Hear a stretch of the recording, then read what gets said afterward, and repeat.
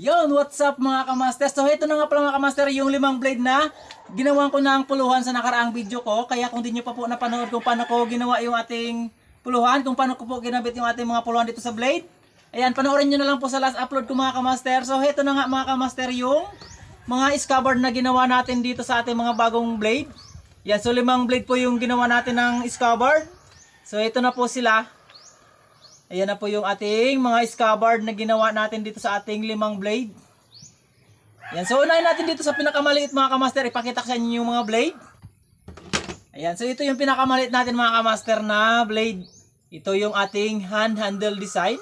Ayan po yung kanyang scabbard. Ito po ay mini knife. Yan po yung design niya. At ito po yung kanyang blade. Ayan, so isa pong binastari, mini binastari. Ito po ay may habang 7 inches blade. Ayan, so ito po yung pinakamaliit. So ito pala mga kamaster na ginawa natin na materials dito sa kanyang scabbard. Ayan, ito po ay Nara wood. Ayan, pati yung ating puluhan. Hand handle design mga kamaster. Ayan yung puluhan natin. Ayan, so ito po yung pinakamaliit na ginawa ko ng scabbard. Ayan, so ito naman mga kamaster yung isa. Yung ating tiger design. Ayan po yung design na ginawa natin sa kanyang scabbard. Yan yung ating puluhan. Yan yung likod. Plain lang po yung likod. Ayan. So ito po ay Nara wood din po mga kamaster. At ito rin yung kanyang blade. Isang kinarpa blade. Ito po ay mayabang 9 inches blade. Ayan. So ito na po sila mga kamaster yung aking ginawa ng scabbard. Ayan. Ito yung mga ginawa natin ng puluhan sa nakaraang video ko mga kamaster. So pasensya na kung medyo natagalan bago uli nakapag-upload. So ito rin po yung isa, yung ating dragon design. Ayan po yung kanyang scabbard. Nara wood din po yung kanyang scabbard. Ayan, ito po yung kanyang blade. Ayan, ito po ay ginugon. Ito naman po ay may habang 11 inches blade. Yan, so ito yung mga ginawa ko mga kamaster bago matapos itong taon. Ayan.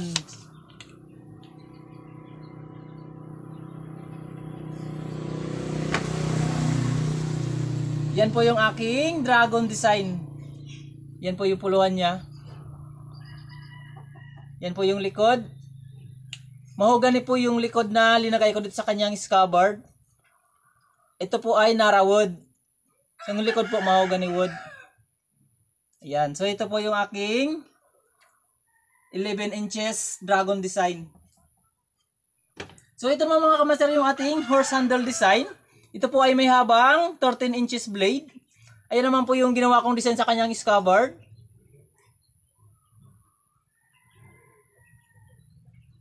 Ayan po yung ating puluhan. Plain lang po yung likod. Naka-rematsi po siya sa aluminum. Lahat po ng aking ginawang scabbard mga kamaster ay naka-rematsi po sa aluminum yan. Ito po yung mga lock. Aluminum po yung linagay ko dyan. Ayan. So ito naman po yung blade nito mga kamaster. Ayan. So ito po ay binangka blade. 13 inches blade mga kamaster. Ayan. So ito po mga kamaster yung aking horse handle design na 13 inches blade. Yan, sa mga umaabang po ng aking mga video, ito na po sila mga kamaster yung ating 5 pirasong blade. At ito po yung pinakamahaba mga kamaster. Ayan po yung ginawa kong design sa kanyang scabbard. Mukha po ng tao yan nakalagay po mga kamaster. At may butas din po yan mga kamaster. Ayan, pwedeng lagyan ng tali. Ayan, so ito po yung aking pinakamahaba. Ito po ay may habang 19 inches blade. Yung ating horse handle design. Yan, so ito mga kamaster ay dagdag din sa aking koleksyon. Itong dalawang to. Dagdag po sa aking koleksyon na naman. Pero kung gusto niyo po ng mga ganitong design mga kamaster, ayan, mag-PM lang po kayo sa aking FB page, Obranito Per TV. Pwede ko po kayo gawa ng ganitong design sa mga gusto po ng aking design na horse handle design. Ayan, so dalawang horse handle design po ito mga kamaster. na magkaiba po yung design ng kanyang scabbard. At ito nga pala mga kamaster yung blade nito. Ayan, so ito po ay binangka blade mga kamaster. May haba po itong 19 inches blade. Ayan, so dagdag din sa aking collection na naman nito. Ayan, so ginamit ko mga pala dito mga kamaster na kahoy sa ating scabbard ay Nara wood. Ganon din sa ating puluhan. At kung gusto niyo mapanood mga kamaster kung paano ko kinabit itong mga puluhan nitong ating mga blade, ayan, may video po ako nito mga kamaster, panoorin nyo na lang. Sa mga gustong matuto, ayan. So ito na mga kamaster, yung 5 blade na ginawa ko ng scabbard. Yan. Ito yung huling ginawa ko mga kamaster na mga design. 5 piraso to mga kamaster. Ayan, sa mga nais pala ng aking obra, ayan, ito pong 3 maliliit mga kamaster, available po ito. Sa mga gustong mag-avail ng aking design, PM lang po kayo sa aking FB page, Obra Nito Per TV. Yan, so ito pong 3 to mga kamaster, available po ito sa mga gusto ng aking design. At may mga una pa po ako dito mga kamaster na design pa na available. Ito mga kamaster, ayan. Available pa po ito mga kamaster. Bago lang din po itong gawin. Ipakita ko sa inyo mga kamaster yung kanyang blade. Ayan, isang binastari. Ito po ay may habang 12 inches blade. Isang Black Dragon design. Ayan, available din po ito mga kamaster sa mga gustong mag-avail ng aking design. Ayan, so ito pa po yung isa. Yung ating Black Dragon design, ayan, available pa po ito. And then ito pong dalawang mga kamaster na to. Ayan, isang snake design at dragon design. So bali, ang available natin to mga kamaster ay 7 piraso pa po na mga, ayan, ating kutsilyo. Ayan, 7 piraso pa po ito mga kamaster, yung ating available. So ipasilip ko ulit sa inyo mga kamaster yung ibang available natin na blade. Ayan, so ito yung blade nito mga kamaster, yung ating Black Dragon. Ayan, ipakita ko sa inyo mga kamaster yung kanyang blade, isang binastari. Ito po ay may habang 14 inches blade. Ito yung ating full Black Dragon design. And then ito mga kamaster na ating snake design. Nara wood po yan, yung ating scabbard at handle.